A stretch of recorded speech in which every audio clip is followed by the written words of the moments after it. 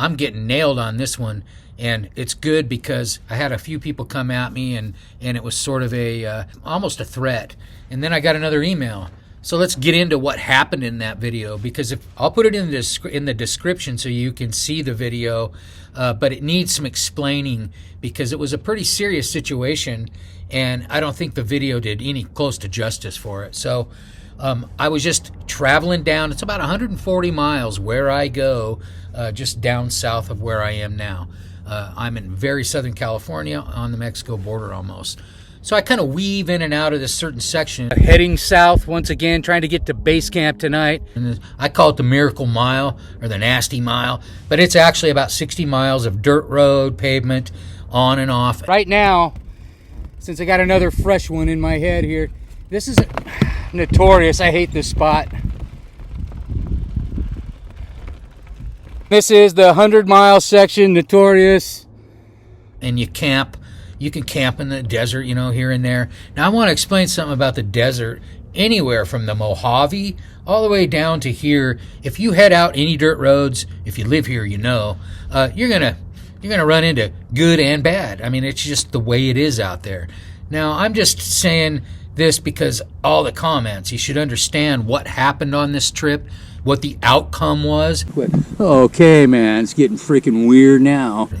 So we're traveling down this by myself, and I'm getting tired. This is where I'm going to camp. I wasn't going to do a motel. The only motel was a Motel 6 about 5 miles off route, and it was gnarly meth head central. So I'm not going to camp there. You know, that's what I find in the desert. I find some good people, and I find a lot of meth heads and a lot of bad places. So anyway, here I am. Hey, great little bushes and trees up on the side. As you can see, I'll put a clip in here. And I was just going to crawl up in the trees and bushes up there, pick myself a spot. Then I found like people, you know, dump trash up in there. And you'll see in a few of my videos, I've been there before. But it's usually pretty quiet. Lately, been real quiet. You know why, right? So less people hanging out up in there. But there are a lot of people crossing the border here. And I've traveled all around the world. I can identify a person. I'm not guessing. The guy was... And that's cool. There's a bunch of people, you know, that kind of, they're kind of like laying low up in there, not sure which way they're going to go. And I don't really ever feel too threatened if there's, you know, more people around. It's when there's less, like this situation. So I did scout it out a little bit, and I thought, here's cool. There's like a chair and place to sit, and, you know, people just dump things up there, or they set up little camps. This guy that I did see a guy like in the distance, and I just thought he was wandering off, you know, further. But then he started going up toward a tree above me, and then he sat there for a while. And in the video, I kept an eye on him, and I thought, well, he's just sitting there. Maybe he's camping like me, or I'm in his camp spot. I don't know, because there was somebody camping right where I was. Another reason I wasn't going to camp right in that spot. I don't usually do that. I'll go off where it looks clean. Anyway, so I got to start making this video, not this one, but that video that I made. Hey man, I got evicted, so I got to pack it up. I even had a chair and an oven. Look. And I was like kind of enthralled in the video, as you can see, and keeping an awareness like I do in my videos. And maybe you'll see I could barely get in on the guy.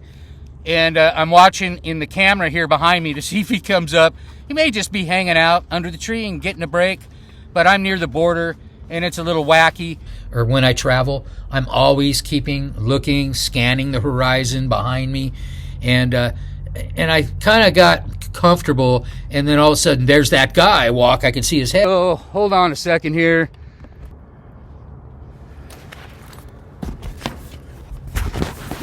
Head coming around the corner, and then coming down the hill toward me.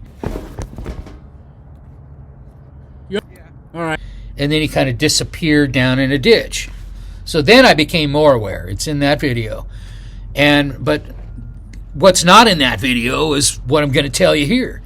So he came down, I filmed him, and he was coming at me kind of doing this, and you'll see he's kind of here, man, swerving like he could just do anything. That's where I got a lot of comments. People said, "Oh, I would have done this or that." If you listen to me in that video, I said, "Hey," I said, "Are you cool?" And he kind of smiled, and I thought, that's, you know, take that either way. and then he veered off, and he headed down the hill. Then when I got turned around, he disappeared to the left, like in the bushes. And I thought, all right, here's where I got to not lose track of him. And so I packed up the stuff. I finished up the video real quick, and I wandered back down the hill. And then I looked in the bushes, and he was sitting down there on a tire. And he was just waiting. I don't know if he was waiting for me or not. I got the hell out of there as quickly as possible, headed down the road, and then where I got to a better spot where I felt comfortable, and it was quite a ways down. Then I hung out there. My whole thing in that video was just, I thought I was cool. There was nobody around. I watched him, and the comments were, I would have done this, I would have done that. I thought I handled it pretty good. I made noise. I went like this to the guy, to my man purse where I carry my stuff, and that's when he veered away, when I went like that. I'm not a tough guy, man. I'm scared shitless. I had to do something. I had to let the guy know, hey, I'm standing my ground. And I always face people. Thanks for watching. Please like and subscribe. And I thought I'd better tell you that, since I'm getting a lot of comments on that old video that all of a sudden is coming up again.